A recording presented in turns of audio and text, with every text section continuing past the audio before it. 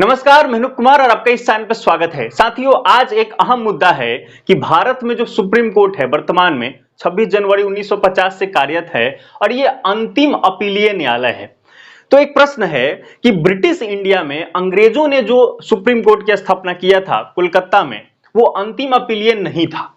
ये आपको ध्यान रखना होगा कि अंतिम अपीलीय नहीं था। तो जो न्यायिक व्यवस्था है, जो संगठित रूप से ब्रिटिश इंडिया से लेकर वर्तमान समय की जो चर्चा है, इसी कड़ी में हम थोड़ा देखेंगे कि पहली बार अंग्रेजों ने ब्रिटिश इंडिया के समय भारत के किस क्षेत्र में एक सुप्रीम कोर्ट की स्थापना की। तो इसका पहला उत्तर होता है कि क्षेत्र है कोलकाता प्रेसिडेंसी, यानी कोलकाता में उन्होंने एक सुप्रीम कोर्ट की स्थापना की।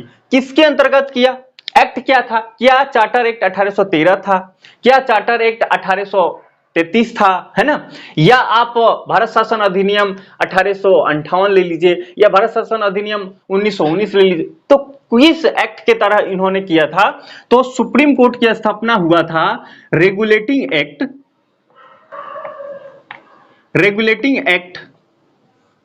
और जैसे रेगुलेटिंग एक्ट आता है, आपको ध्यान आ रहा है 1773 के रेगुलेटिंग एक्ट की कई विशेषताएं हैं, जिसमें जो कंपनी ईस्ट इंडिया कंपनी के जो कर्मचारी थे, कार्मिक थे, उनको निजी व्यापार, भारतीयों से उपहार लेना, ये सब चीजों को प्रतिबंधित कर दिया गया।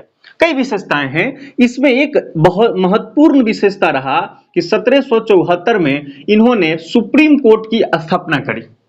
ये जो सुप्रीम कोर्ट था, नाम इसका सुप्रीम कोर्ट है, लेकिन ये सुप्रीम था नहीं, क्योंकि इसका अंतिम अपील जो था वो लंदन में होता था, प्रिवी काउंसिल में। प्रिवी काउंसिल, याद रखना होगा कि जब 1774 की जो सुप्रीम कोर्ट था, उसका अंतिम अपील, क्या वो अंतिम अपील था? तो नहीं। क्वेश्चन आएगा कि 1774 के जो रेगुलेटिंग एक्ट के तहत जो सुप्रीम कोर्ट स्थापित किया गया था, वो अंतिम अपील नहीं था, तो उसका अंतिम अपील कहां होता था?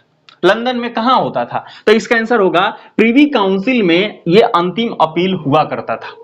तो देखिए, रेगुलेटिंग एक्ट के बाद ब्रिटिश इंडिया एक्ट और भी चार्टर एक्ट आए, है ना? उसके बाद परिषद आप देखते हैं, उस 1909 का आया मार्लो मिंटो, है ना? 1919 में चैम्सफोर्ड वाला आया, जिसको भारत शासन अधिनियम 1919 बोलते हैं, भारत शासन 1935, ऐसे कई एक्ट आया।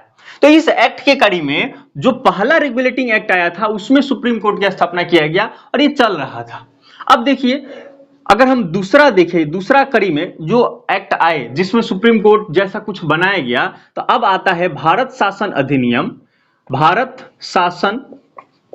अधिनियम 1935, इंडियन गवर्नमेंट एक्ट 1935। इसके तहत फेडरल कोर्ट की स्थापना किया। नाम बदल गया है, यह फेडरल कोर्ट है, फेडरल कोर्ट, है ना? अब देखिए, अमेरिका एक फेडरल कंट्री है, संघात्मक देश बोला जाता है। तो ये 1935 में व्यवस्था थी उस टाइप का देश बनाने का कि एक संघीय व्यवस्था बनाना है, लेकिन ये सीधे नहीं चढ़ पाया। फेडरल कोर्ट लेकिन बना, फेडरल कोर्ट की स्थापना हुई, और जो वर्तमान में अपना सुप्रीम कोर्ट है, वो इसी का अगला रूप हुआ, इसी का उसने रूप ग्रहण किया। ये चलता रहा। कब तक चला? जैसे 26 जनवरी 1950 को अपना संविधान लागू हो गया, इसी संविधान से सुप्रीम कोर्ट को दर्जा वो अपना काम करने लगा। तो इस दिन तक ये फेडरल कोर्ट चला, और ये फेडरल कोर्ट जो है, ये 1935 के अधिनियम के द्वारा बनाया गया था। तो अब बात आ रहा है कि क्या यह भी एक अपीलीय, अंतिम अपीलीय था, या इसका भी प्रिवी काउंसिल में होता था अपील? तो क्या आंसर होगा? तो इस चीज को समझिए कि फेडरल कोर्ट भी, ये भी सुप्रीम नहीं था, है ना? ये भी सुप्रीम नहीं था। इसका भी अपील जो होता था लंदन में हुआ करता था, प्रिवी काउंसिल में। तो अंग्रेजों ने भारत में, अब देखिए, दो एक्ट के तहत सुप्रीम कोर्ट की स्थापना करी या ऐसी संरचना बनाई। तो पहले रेगुलेटिंग एक्ट 1773 के तहत 1774 में बंगाल में बना दिया, कोलकाता में स्थापित हो गया, लेकिन वो सुप्रीम कोर्ट नाम था उसका। अंतिम उसका अपीलीय न्यायालय नहीं, अंतिम अपील नहीं होता था वहां, अंतिम अपील प्रिवी काउंसिल में होता था। ये अंतिम अपील क्या बात है? तो इसका मतलब ये होता है कि कोई केस आया, जजमेंट दे दिया न्यायालय ने, और आप उससे सेटिस्फाई नहीं है, कोई एक पक्ष को ठीक नहीं लगा, तो वो फिर से उसके पास जा सकता है क्या? अगर वो नहीं सुन रहा है तो क्या उससे ऊपर कोई है जो इसके फैसला को पलट सके?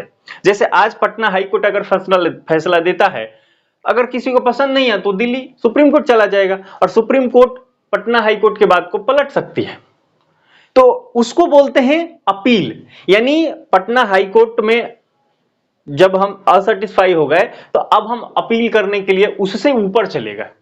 तो अंतिम अपील कहां होता है? भारत में, वर्तमान भारत में अगर हम देखें, इस रिपब्लिक गणतांत्रिक भारत में अंतिम अपील दिल्ली का जो सुप्रीम कोर्ट है उसमें होता है। उससे बाद अगर दिल्ली के सुप्रीम कोर्ट से जजमेंट आया, आप वहां सेटिस्फाई नहीं है, तो आप कहीं नहीं जा सकते, आप कहीं दूसरी जगह अपील नहीं कर सकते कि इसका फैसला को पलट दीजिए, ऐसा नहीं है।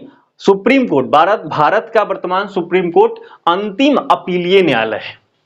लेकिन ये जो अंग्रेजों के द्वारा स्थापित दोनों आप आर्टिकल के तहत, ये दोनों एक्ट के तहत जो स्थापित हुआ था, रेगुलेटिंग एक्ट के तहत भी या भारत शासन अधिनियम 1935 के तहत भी, दोनों के दोनों, ये सुप्रीम कोर्ट और ये फेडरल कोर्ट, ये अंतिम अपीलीय नहीं थे।